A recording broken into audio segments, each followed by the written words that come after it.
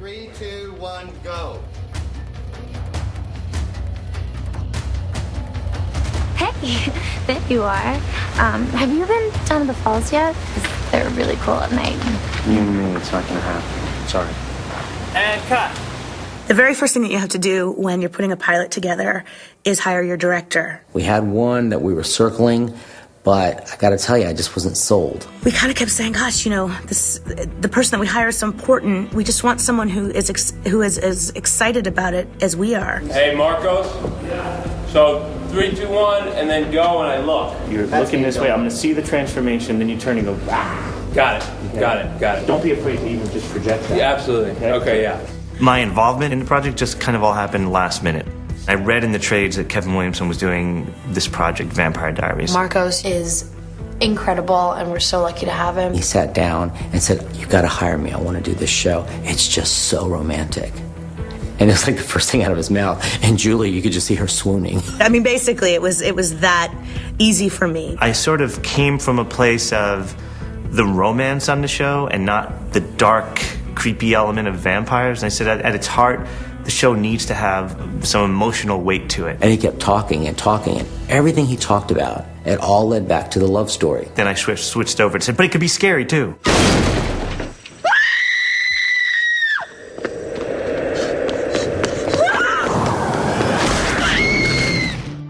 Probably the best hire of Kevin's and mine's entire career, without a doubt. He's our other partner. You know, everyone sort of like says Kevin and Julie, but it's Kevin, Julie, and Marcos. He was the third partner of the show, without a doubt. He really set such a beautiful tone for the show that made that first episode what it was, and I think started this incredible journey. For me as a filmmaker, I get to create that world.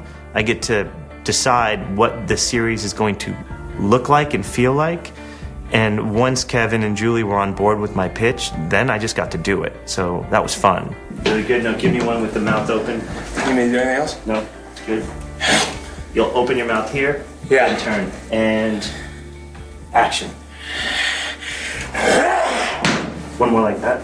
He has a relationship with the cast that is so great. Marco Siega, who's supervising director, who takes care of all of us over here. He's like their brother, their buddy, their dad, their stern teacher. As a director, I can see them in a way that they can't see themselves.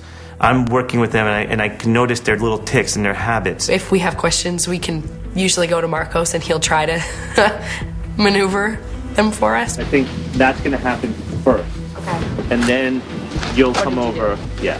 I just need it to be a bit more frenetic. So let's rehearse it once. He's everything that you could want somebody to be in a position of creative leadership, because he gets them and they listen to him, and he really is very personally and emotionally connected to them. It may be actually that he says his line before you call for an ambulance, because you have to see that she needs an ambulance. Yeah. Yeah. All right. I'm going to bring in another extra here. Okay. And you're going to say, give her space, and push somebody away. Okay. On this show, we talk about the flaws and we talk about the problems, and we've yet to have a situation where they haven't agreed willingly to confront and tackle a problem that I think is apparent. You're only as strong as your weakest link, and I think that is how everyone approaches working on this show. There's a lot of young kids, on board who are really focused and really care about doing the work, which is so nice to be involved in. They want to be better, and they want to be the cast that people look at and go, they're really good.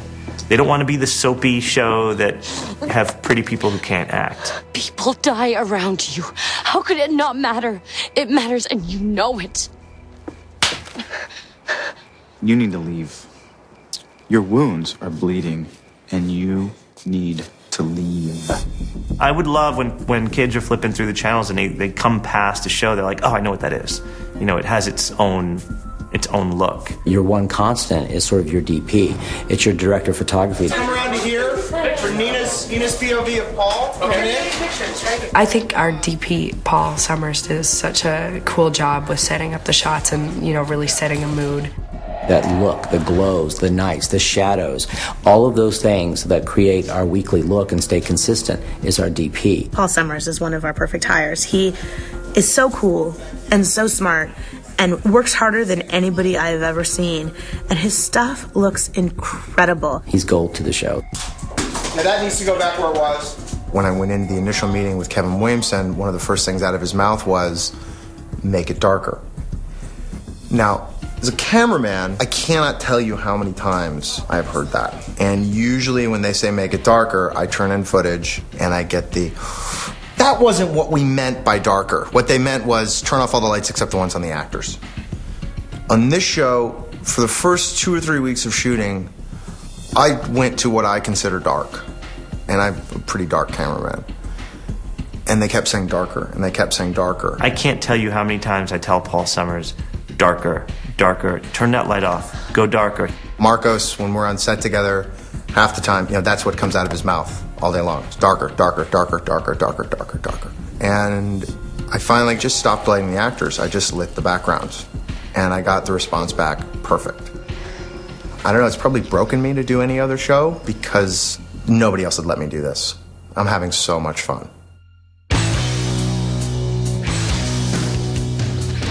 I knew that the pilot was going to shoot in Vancouver, but from there, we didn't really know where we were going to end up. When we heard that the studio wanted us to relocate the series to Atlanta, a lot of us were skeptical about that. Kevin Williamson was like, how do you feel about Atlanta? And I was like, I don't know, I've never been. Why? Originally, it was due to the fact that Vancouver was getting so much rain. And then we get to Atlanta, where it rained every week. I remember in the summer it being 3 a.m. and the air conditioning not working very well and it being very hot on the stages. Then what they didn't say was that hot Lana turns into cold Lana in the winter. And my wardrobe was only short shorts and tank tops, so I had to go out shopping.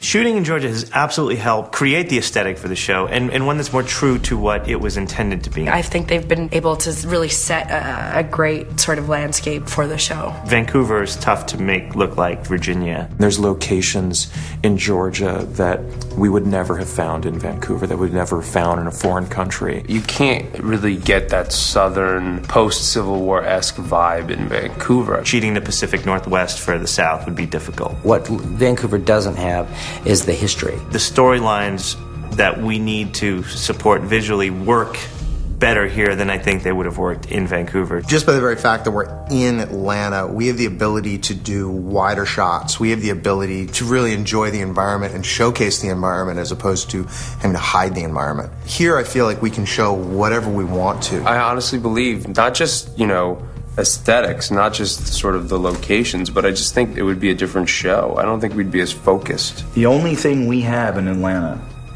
is each other and the work. Being here in Atlanta, kind of live in a bubble where it's just like strictly about the work.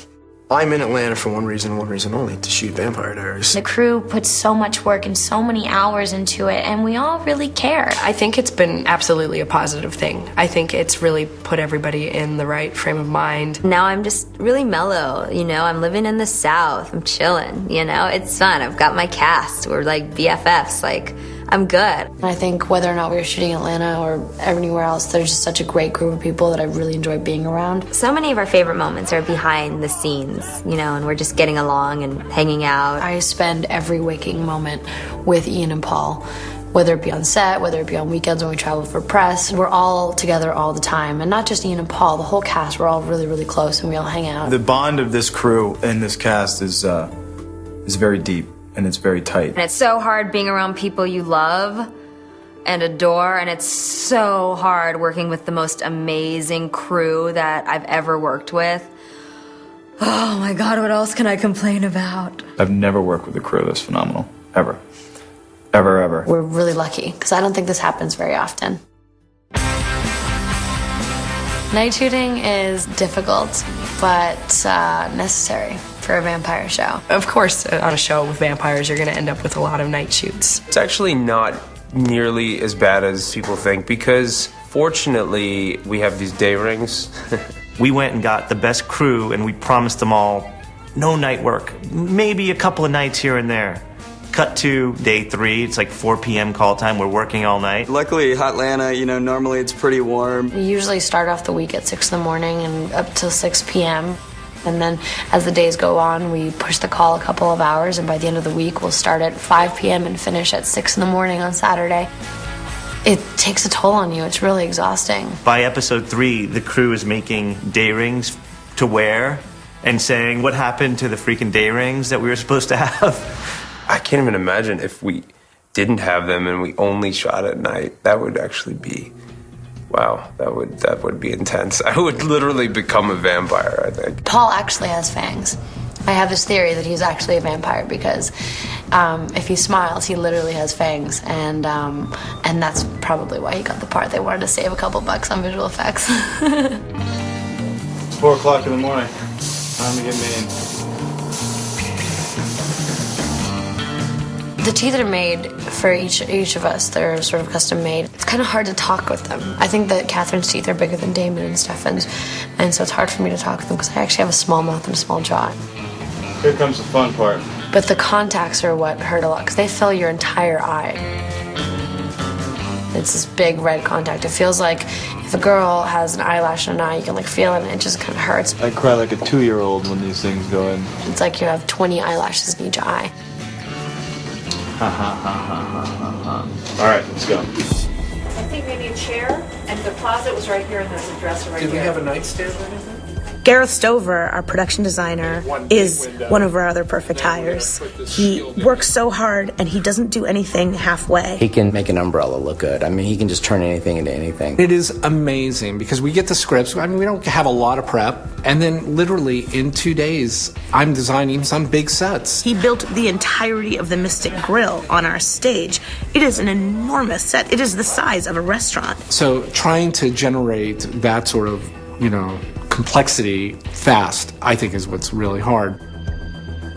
And then the library is probably the biggest new set that we did. And the library is in the ground floor of the Salvatore house. Kevin had said, I just want a big, epic home, maybe a plantation home, something that's been around since the 1800s that the Salvatores would have lived in. Wow, this is your living room? Living room, parlor, Sotheby's auction. It's 2 levels, it's a very strange shape, so that when the camera's in there, you're never really seeing a square angle or a right angle. That house is amazing. We didn't art direct anything. Everything in there is actually in that house. It's authentic. I mean, that's what it is. That's what it looks like. Kevin said very early on, God, I hate flashbacks. I hate flashbacks. Please tell me we don't have to do any flashbacks. And then would turn around and say, but you know what would work really well here is a flashback.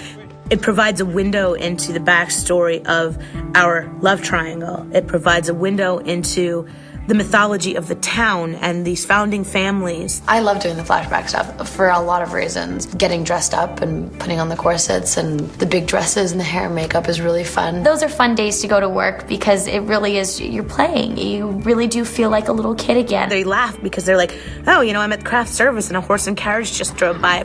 I love the flashback scenes. I think the flashback scenes are incredible. In fact, they may be my favorite scenes to shoot. You must be Miss Pierce. Please, call me Catherine. No one is happier about flashback episodes than Nina, Paul, and Ian. Nina gets to be Catherine, which makes her so happy. She loves the costumes. She loves to be a naughty little bitch, She loves to be able to take on another character. Although, wearing a corset, I'm gonna tell you now, breathing is a luxury.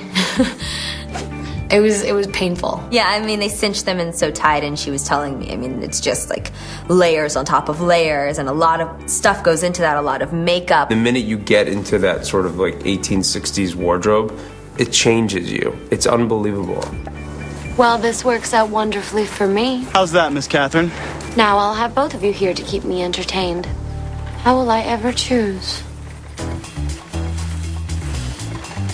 I've never been able to be a part of something like this. We could have never imagined that it would become what it is now. This has been such a beautiful next step in my life as an actor and as a young woman and an individual. I can't remember a first season of a series that's operating at such a consistently high level of performance. Everything just sort of came together, and it's such a great show. It works on all levels. It's really well written. The actors are doing a tremendous job. It looks fantastic. I think the show has gotten progressively better. There's nothing I don't look forward to coming to work, honestly. Every day that I come to work here, I have at least 2 or 3 moments where I'm just like, this is so awesome. This is such a great job. I have some of the best lines in television, and I'm so lucky, and I thank Kevin. It's an incredibly prestigious thing to do a great show. There's a lot more to our town, and there's a lot more to these characters that we'll see over the next season. Anything could happen on the Vampire Diaries. Hold your breath. It's gonna be crazy.